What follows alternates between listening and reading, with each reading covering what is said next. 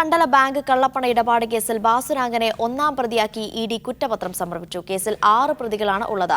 ബാസുരാങ്കനും കുടുംബവും ചേർന്ന് നടത്തിയത് 3,22,00,000 തട്ടിപ്പെന്ന് കുറ്റപത്രത്തിൽ. വിവരങ്ങളുമായി ശരൺ ഉണ്ട്. ശരൺ, എന്തൊക്കെയാണ് കുറ്റപത്രത്തിൽ പ്രതിപാദിക്കുന്നത്? അതായത് ഈ കണ്ടല ബാങ്ക് കള്ളപ്പണ ഇടപാട് കേസിൽ ആദ്യ കുറ്റപത്രമാണ് എൻഫോഴ്സ്മെന്റ് ഡയറക്ടറേറ്റ് സമർപ്പിച്ചിരിക്കുന്നത്. കലൂരിലെ പ്രത്യേക കോടതിയിൽ ഇന്ന് ഉച്ചയോടുകൂടിയാണ് ഈ കുറ്റപത്രം സമർപ്പിച്ചത്. ഈ ഒന്നാം പ്രതിയാക്കിയിരിക്കുന്നത് ബാസുരാങ്കനെയാണ്. അതായത് മുൻ CPI നേതാവായ ബാസുരാങ്കനാണ് ഒന്നാം പ്രതി. ഇത് പുറമെ മറ്റ് 5 പ്രതികൾ കൂടിയുണ്ട്. അതായത് ബാസുരാങ്കന്റെ ഭാര്യ, മകൻ അഖിൽജിത്ത്, 2 പെൺമക്കളും ഒപ്പം തന്നെ ബാസുരാങ്കന്റെ മരുമകൻ, അങ്ങനെ മൊത്തത്തിൽ 6 പ്രതികളാണ് ഈ കുറ്റപത്രത്തിൽ ഉള്ളത്.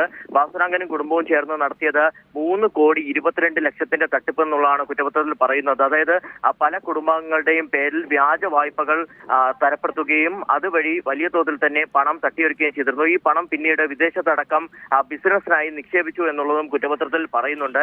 എന്തായാലും നേരത്തെ വലിയ രീതിയിൽ തന്നെ ഈ ബാസുരാങ്കന്റെ കുടുംബത്തെയും കേന്ദ്രീകരിച്ച് വലിയ രീതിയിലുള്ള അന്വേഷണമാണ് എൻഫോഴ്സ്മെന്റ് ഡയറക്ടറേറ്റിന്റെ ഭാഗത്തു നിന്ന് ഉണ്ടായിരുന്നത്. നേരത്തെ ക്രൈംബ്രാഞ്ച് രജിസ്റ്റർ ചെയ്ത കേസ് തുടർച്ചയെന്നോണമാണ് കള്ളപ്പണ ഇടപാട് സംബന്ധിച്ചുള്ള പരിശോധനകളിലേക്കും ED കടന്നിരുന്നത്. അതിന് പിന്നാലെ കൂടിയാണ് ഇപ്പോൾ ആദ്യ കുറ്റപത്രം കോടതികൾ സമർപ്പിച്ചിരിക്കുന്നത്.